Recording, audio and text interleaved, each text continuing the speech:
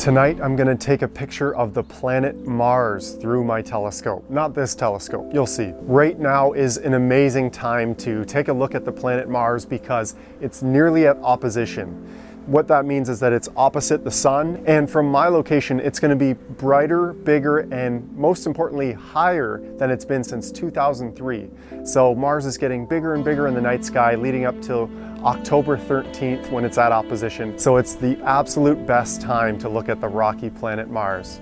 Don't get me wrong, this telescope could take some amazing images of the planet Mars, but I want something with a little more focal length. Planets are, of course, very small from our perspective here on Earth. You need a lot of magnification to get an up-close view, like a lot of magnification. So even though this big refractor telescope has a focal length of over 1,000 millimeters, we need even more than that. So the scope I'm going to put on here is closer to 3,000 millimeters.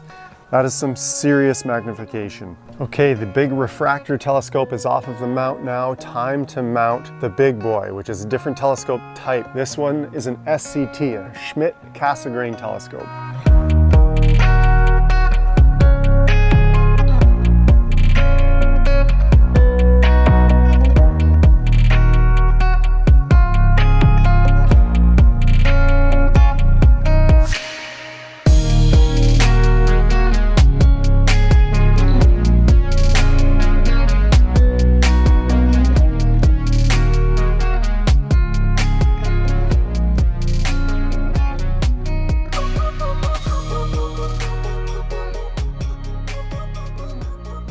So for those that don't know, what you're looking at here is the Celestron Edge HD11 SCT telescope. So it's a mirrored telescope. There's a big primary mirror at the back and then a corrector plate at the front. This telescope mount is the EQ8R Pro. I've been using it for a long time. It's a big heavy duty observatory grade mount, which is necessary for a big heavy telescope like this. The guide telescope on top is just a William Optics 72mm refractor. And then I've got a small ASI 120mm mini guide camera in there. And then the camera that's going to be on the back of this telescope is a ZWO ASI 290mm mini, which is a monochrome camera. I'll be using different RGB filters to create a full color image. And there's some specific software that I'll use as well. And then I've just got some dew heater bands to protect especially this front corrector plate of the SCT from moisture. Mars doesn't come out for a while, so I think I'll do some visual observations first with the eyepiece in the back of the telescope, which will be really cool because that means that I can check out Jupiter and Saturn through this big scope, and I haven't done that in a couple of months now. This is the eyepiece of the telescope here, so visually for viewing the planets, this is a 23mm eyepiece, 82 degrees field of view, so kind of a nice lost in space kind of feeling. And this is a nice general all-purpose eyepiece. It's a good one. It's the Celestron Luminos. But eventually, after I view the planets, I'm going to slide the diagonal and the eyepiece out and actually put a camera that looks just like this one into the back of the telescope. And once it's in there, I can focus the camera with the little focuser knob here. And then actually I'll have to find the sweet spot for moving that camera to find the right backspacing to get a sharp image of the planet Mars.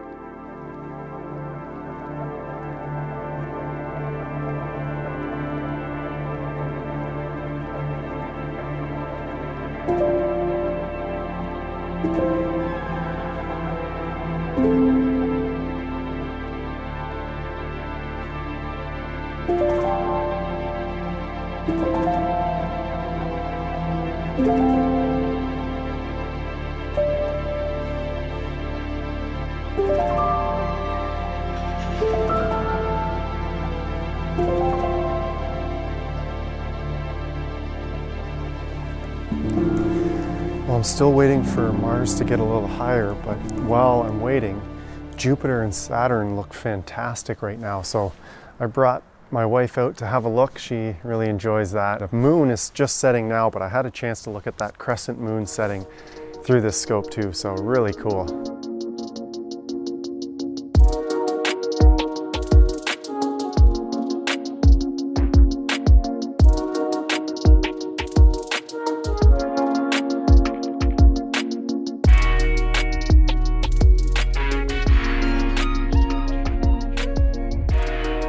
Okay, so things are going great. I'm just practicing on the planet Jupiter, my process first, before Mars comes up. It's coming up very soon, but I want to have my technique down pat, and basically what I'm doing is threading RGB filters to the front of the camera and shooting with this monochrome camera through RGB to create that full color image. And I just did a test run on Jupiter, so I should have a great image of Jupiter. I don't really have any great shots of Jupiter to date, so that'll be fun, but really it's just a warm up for Mars coming up, and I feel ready. All right, so I'm just patiently waiting for Mars to get up high enough. It will just clear probably right here on the roof of my house in about an hour or so. You can see Jupiter and Saturn over there. The bright one's Jupiter, Saturn right there. And some of the constellations you can see right now, we can see Pegasus, the Great Square, and Cassiopeia, and Perseus below it. And then Cepheus is right there, and good old Polaris. Big Dipper just hiding behind the tree there. So just waiting for Mars to rise above my house. Should be about an hour or so.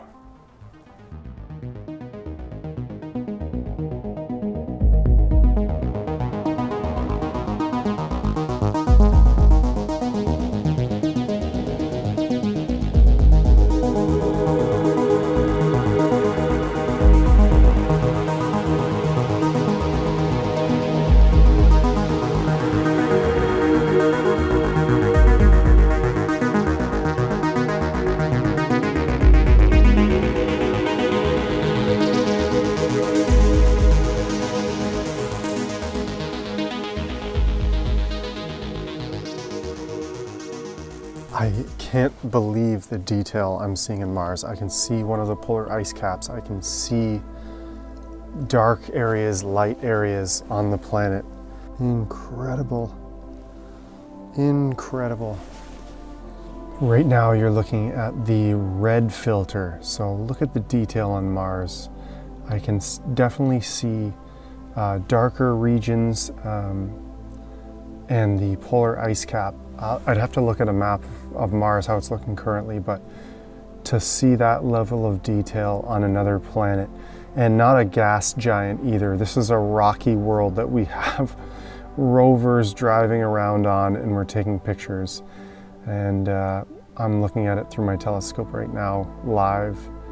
It is truly incredible, and this is one of those moments when I'm just I'm actually kind of freaking out, and I'm keeping it all inside, but this is just insane.